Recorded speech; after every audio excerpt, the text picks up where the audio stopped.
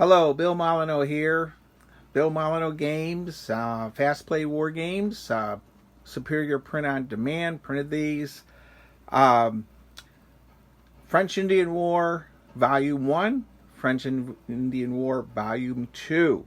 We're going to unbox Volume 1 first, and this will be the first video. Then I'll make another one where we unbox Volume 2.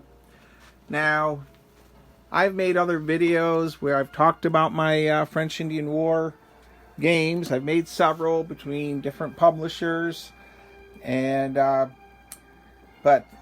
this was Bloody Mohawk by Lock and Load, but we revamped it a bit. And before that, it was in a Ziploc bag. And that little Ziploc bag of the French Indian War was the first game I started to sell at Fort Ticonderoga some 18 years ago. Thank you, everyone at Fort Ticonderoga and Rich Strum, for taking a chance. So here we go. French Indian War. Wow, contains 12 battles. And in this unboxing, I'm not gonna rush this. So, and if you get bored, change to a different YouTube channel. I've put a lot of time and effort, and a lot of other people have helped. Peter Schultz, Jeff Lent, David Heath at Lock and Load, just a ton of people. So let's see what we have. Wow. One of the things we did upgrade is massive 1-inch counters. These things are awesome. I mean, how often do you see large, giant 1-inch mega counters? And Robert Smith, if you're out there watching, these things pop right out. Jeff did a fantastic job with his die cutter machine. As you can see, they're already flopping out. The same system, 1 through 7 is a hit, 1 through 5 for the Melisse. There's a little Bill Molyneux there. Jeff really did fantastic on these counters. We have our D10. This game system uses a D10. Now, there's a lot of videos on my Bloody Mohawk game. And, of course, when it became Bloody Mohawk, gotta give a shout out to David Heath. He turned all the files over to me, and Jeff Lent. And so we still have the same cover. Tom Hinkleman and Greg Rierick, otherwise known as the Snapping Turtle. And I'm still on the back cover. So it now says Bill Molyneux Games. And this is my, quite proud of this. And we still have the same rule book with all the different reenactors. So, let's, I'm so excited about this. We're going to just, I guess I should try to go in order of the French Indian War. The idea is you would learn about the French Indian War. And look at this. We have Jumonville Glen. This is a very fast scenario. There's only a couple counters. It's very unfair. It's almost impossible for the French to win. But in this game, it's the great starter game to learn how to play. So, rather than Sidling Hill, and of course we have our setup hexes. And look at these nice large hexes. Now, the Mary Jemison raid. Mary Jemison was out. She lived near Gettysburg, Cashtown area. Reed's Winery.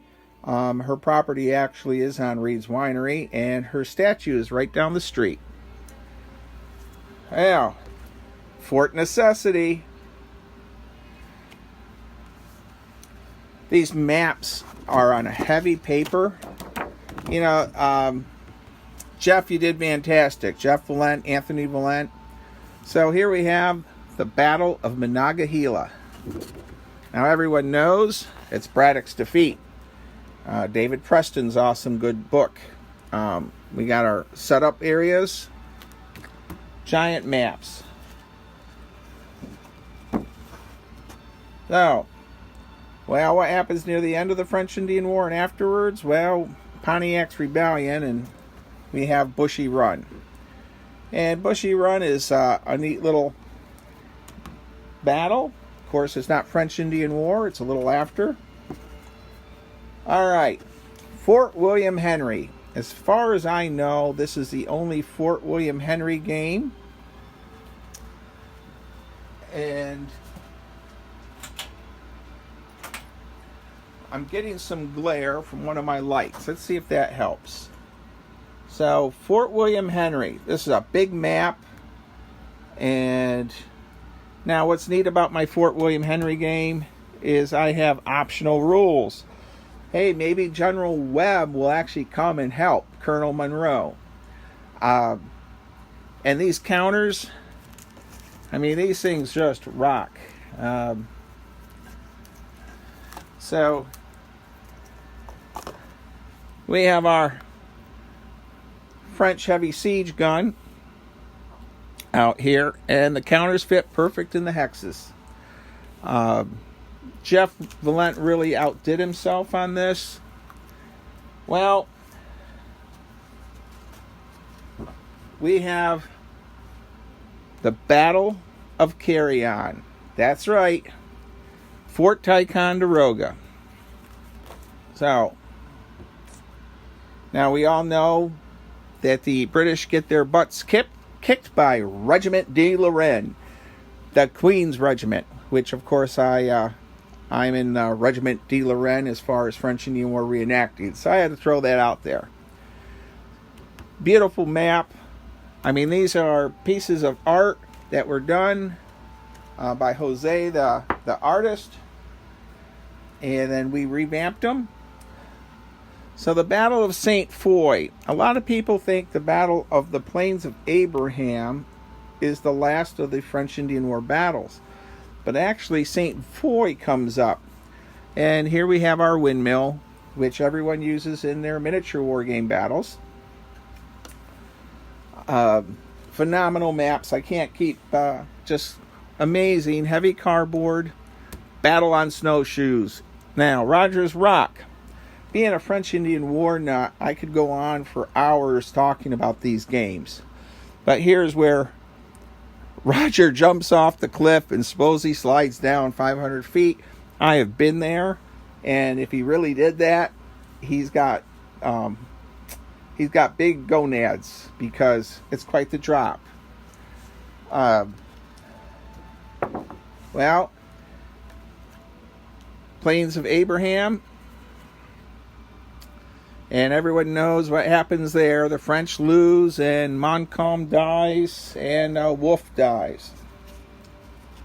And we have the Battle of Lake George. So, what else do you need with our French Indian War game? You need your terrain and combat modifying chart. The difference between this and all the Bloody Mohawks first edition and the old Ziploc game, huge counters. These things are massive, and the maps are huge. Now, this is really unique. Fort Ticonderoga and Rich Strum, Stuart Lilly, Miranda, everyone there has just supported me over the years, and of course Beth.